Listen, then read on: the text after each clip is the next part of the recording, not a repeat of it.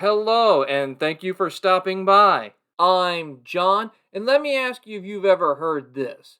Choose a job you love, and you will never work a day in your life. I'm sure if you're watching this, you're probably wondering if such a job will ever come into your life. You go to work every day, you slog through it, you don't like what you do, you go home, it's rinse and repeat, and you do it all over again. What if I told you there is a job out there that you can get paid to absolutely do no work? Would you believe me if I told you such a job exists? Well, there is one, and it's what I call the dreamiest job. It's a job where you get paid to sleep. I am not embarrassed to admit the first time I heard about such a job, I thought it was complete malarkey. I was in my early 20s, MySpace was still a thing, Mariah Carey was belting out, "We belong together," and I was still living under the impression that hard work and company loyalty were the only keys to success to happiness at the workplace. So, you'll forgive me when I immediately called shenanigans on a job that actually paid a person to do nothing more than to sleep and then write a report about said sleep. This job that was perfect for college age me is bed tester. The fortunate souls that find themselves in this role are tasked with and paid to sleep on a mattress in development. It sounds like a literal dream job. As amazing as this job sounds, there are some things to consider before you put on your PJs and run out to go get a bed testing job. Salary.com states that the average bed tester salary in the United States is right around $39,000. Whereas ZipRecruiter is a bit more bullish and states that the average annual salary for a bed tester in the US is about $58,000 a year. This means even if you break into the elusive bed testing world, don't expect to become Warren Buffett levels of rich by your sleep alone. Another thing to consider is the fact that this isn't going to be a normal full time job.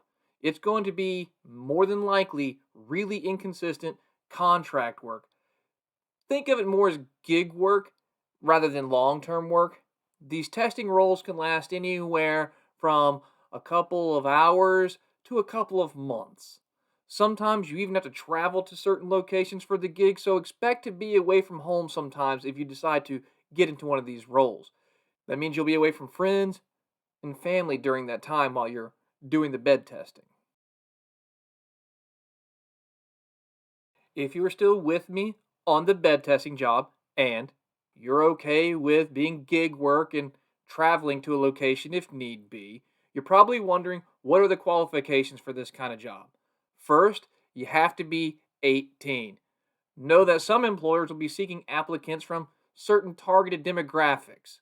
Sometimes previous experience as a product tester is necessary. And do not fret, this last point is something you can gain experience by joining market research groups, and make sure to keep a portfolio of your reviews to show your assessment and communication skills. And now that you have an overview of what a bed tester is and does, and you're okay with it being gig work, short term, not long term, traveling to a certain location if you need to, being away from friends and family, it's time to go out there and land that first sleeping gig. However, understand that looking for one of these jobs is not going to be straightforward. You're going to have to put job alerts on all the different sites, Google Jobs, Career Builder, places like that, but also pay attention to websites that do such things. Like the most recent job I could find was with a company called sleepjunkie.com, where they're actually going to pay a person $3,000 to sleep on mattresses for 2 months.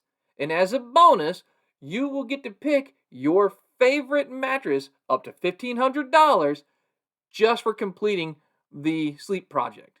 Another role I found was with Casper Sleep, and they're looking for a test engineer. However, their description sounds more like they're looking for someone's dad who happens to have Python scripting skills. In this particular role, you have to be able to test and design furniture, be a data analyst, a machinist, and have a master's degree in mechanical engineering. So if you are a purple squirrel, Casper's looking for you. The last job I'm going to present to you isn't really a sleep related position, but it's with the sleep related company, and it's working as a mattress firm influencer. They look like they're looking for someone who can film, edit, and be comfortable in front of a camera. Also, you have to prefer carrying a pillowcase instead of a briefcase. It says that in the job description, which may not be the best for camera equipment, but what do I know? I don't work in the sleep industry. So there you have the jobs I have found that are out there where you can get paid to sleep. And while mattress tester as a job that by its mere existence makes me smile, researching the topic has led me to other jobs that have existed that I hope entertain all you sleeping beauties. The first job that I came across that existed was an exhibitionist sleeper, which is where people were paid to sleep as an art piece. Yeah, this happened. In 2009, a New York artist actually paid women to take sleeping pills and sleep as an art exhibit. Now, personally, I would find it weird to have strangers stare at me with wonder and awe as I slept. I would just hope that I didn't drool on my pillow while someone asked aloud, "What is the motivation behind this piece? Look at that one and how his leg twitches in his dreams." But that's just me. If you like sleeping in an open room and having people stare at you for hours as you dream, go for it. You have my support. Another job that got a lot of fanfare a few years back was the NASA bed rest study. Now, if you don't remember, this was a job that was perfectly designed for people who are uber lazy or who have, I guess, the will of an iron wall. Because candidates selected in this role had to lay in bed for 2 months. 2 months now, and they had to have all their movement restricted to reduce any strain on the muscles, the tendons, or the skeletal system. And while I earlier admitted that college age me would have absolutely loved to be a bed slash mattress tester, laying in bed for 2 months with almost no movement for me would have been, and still is, a bridge too far. Still, if you want to test your will or willfully sign up to be tortured by NASA, you can do so at a link I'm going to put in the description below. And while I do not see any current roles for sleep study, they currently have human test subject roles for isolation for up to 1 year. Oh boy!